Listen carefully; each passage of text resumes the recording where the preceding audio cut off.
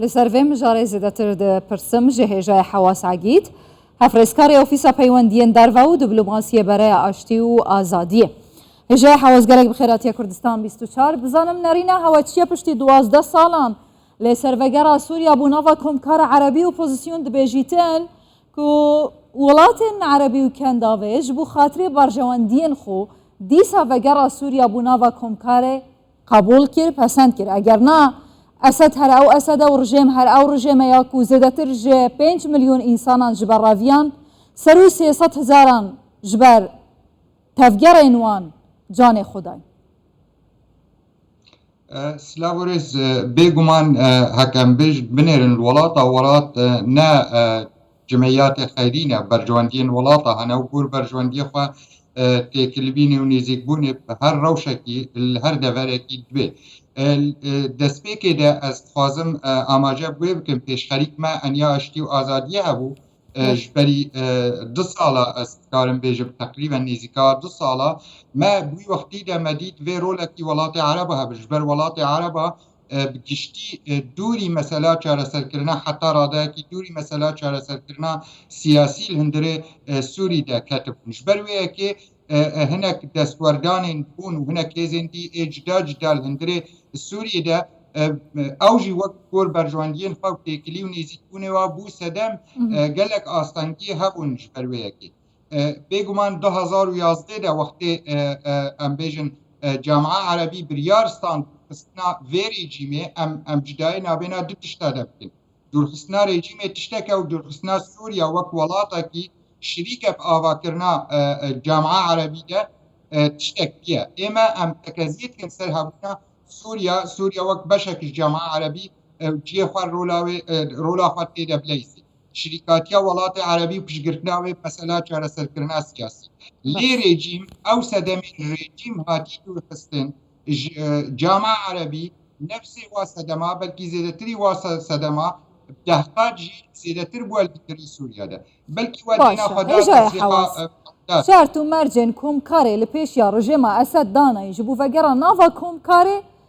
چند شرطين ديار هنه جوان جي درخستنا تمام گروپ انچکدار دسری دا اوانه دبار جواندیه ترکیه ممکنه لکیلکا وان امریکا و حتی هزین کردی جی به یادن مثلا یک سیاست یا رژیم لسر تمام آخا سوریه افجی مثلا کادنه که ممکنه دیسا مطرسیه بخواه سر ریوبریا خو سر هون وان شرط و مرجن هنه چاوا دنرخینن گلو امکان تیدایه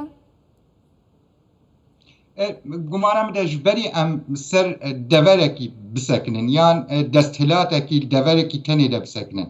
گلو شرط و مرجن کنکار عربی دانه پیشیا رژیمه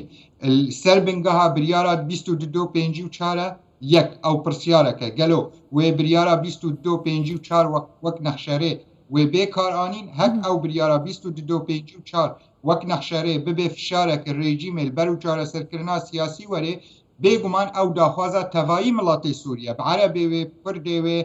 بسريان و آشوري توائی ملات سوريا تخوازي او بريار گور جواكا ناف دولتي دار خستي بيك وري يك دو او بريارا كومكار عربي خدابو سر مسألة چاره سرکرنا پرسا سوري و نخشريا داني بوش چاره سرکرنا پرسا سوري را گلو او نخشري هي او يال سر بيكار کرن اف دو سه جبر او پیشخریا مدا بو کنیا آشتی و آزادیان مهنک تکلیل سرکربون الهنک ولاتن عرب را دانستاندن السر هاتو بکرن گلو اوی خالن هندره و پیشخریه دا جی خاطی دا گریبه به فشار سر رژیم یان رژیم تنی به وقتی درباست که هاتنا خواهی کنکار عربی به تشتکی پیک بینی از خوازم آماجه بخالکی گرنگ بکم آفیس المقداد بلکی آخر سر امریل برناگرن کسک خلق سوری جبر وگرن ولات خواه براستی مسئله ولات عرب خود زانن توری راستیه از نمونه بیشم اردن حفتی کی زیده تر سینور خواهی سوری را هشت وکری جبر پنابر وگرن تمامی پنابرا بهتر پنابرا قبول نکرن وگرن جبر شرط و مرد کرامت او پنابر وگرن سر خاکا خواه او سدمین و نه سدم او پنابر ببن هنه هاتیه چاره سرکرن جبر ویه که آهری گرنگ تکازید مسئله چاره سرکرنا سیاسی ولی نتنی وگرا سوریا وک ولات تشتكى ام دبينين بنافبر ده حول رولا وطني اوبوزيسيون بنافبرن هجای حواس اوبوزيسيون دخوازه زخت و فشاران تشيكا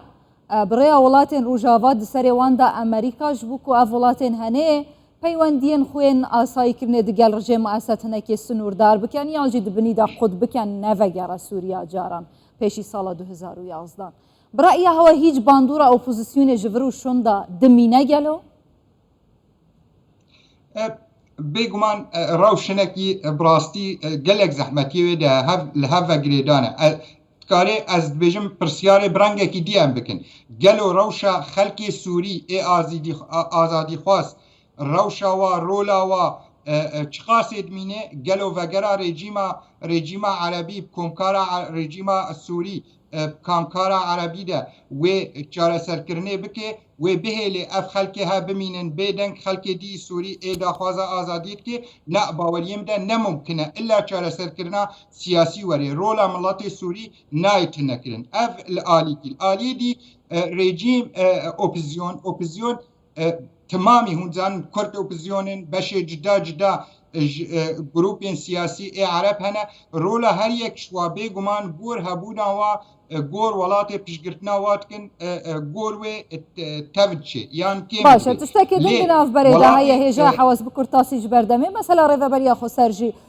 چندین جاران حول دایه حولین وان بردوامن حتی کد گرجه ما اسد لسر یک ماسای بجون و دی بيجن ام حاضرن جبو شرط و مرجين وانجي اوه ما قبول بكن ام جوان قبول بكن يعني دان اوستان دني بكن برأي هوا يعني افتي چواته دوی دمیده باشترك وريفا بريا خو سر دیگر رجه ما اسد برونه و لحف بکه یانجی بویرانگی وکه بگشتی بيجن اپوزیسیون خو بدا آلی و ایدی زیده باندورا وانجی نمینه نه باوریه مده امد بیجن دانستاندن برژیمه امد بیجن شخوا دانستاندن رژیمه نخشره یک ناف دولتی هنه بریار ناف دولتی هنه بریار کنکارا عربی هنه امد بیجن چه دانستاندن به نابه دعالی به و دانستاندن گور و بریار ناف دولتی به و خلقی سوری تمام و ناف وادجی پارتین ری و بریا خسر جی خواه لوی مسئله چاره سرکرنا سیاسی ده ببین تمام هجای حواس اگر بوی رنگی بچی تنیه که هایی اوان ولاتین کو بردیل دای اوان ولاتین دناوا 11 سالان دا براستا و خو نراستا و خو کتن ناوا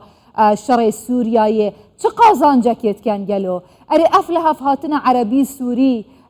دکاره مینا کم بیجن دسری وان دا امریکا پاشان ترکیه جو آخا سوریه در بخه دکاره چه بسری رو بریا خو سر بینه گلو بگمان یعنی تکلی و دانستاندن ولات عربا تنه برژیمه را گلو خالا پشتیوه ولات عربا اف تکلیا ریودانا از بیجم او دور پیشکرنا رژیمه الالیه سیاسی ده نها زلاله یعنی ولات عربا راکر او دور پیشکرن گلو گوی دور پیشکرنه را وی دور پیشکرنا آبوری و آریکاری آبوری و اکنیمی سوریا را بکی یا نه او پرسیاره بگمان اف دانستاندن تکلی گریدای بو گوی کاربدانا سینه کرد و تکلی نابینا عربستان سعودی و نابینا ایرانی ده صدمین درخستنا هیزن لشکری ای بیانی جهندر سوریا ده بگمان آمده اوجی شرط و مرجی ویهنه دیسه از بجم ام دیجی هبونه همو هیزن لشکری ای الهندر سوری دنه لشرط و مرجی وی چاره سرکرنا سیاسیه ام هیوین صبح او هیز بیانی ای لشکری درباز بونه هندر سوریا ده درکبن لی درکتناوا بگمان گریدان هنک خالین سرکره او خال نممکنه جیجی بن حتی چاره سرکرنا سیاسی جیجی نبن رژیم دبی صدم سوریا تی داگر کرکرن نها داگر کرکرنا سوریا صدم وی سرکه اف رژیمه نه خلق سوری نه بگمان هنک خلق سوری صرفا قبول کرن ببن دست ولات ندیده لی رژیم سوری دراهج پرسا هری مزن و او بر پرسیار البر تمام هجا حواس عگید هفريسكاري اوفيسا پیوندین در و دیپلماسی برای آشتی و آزادی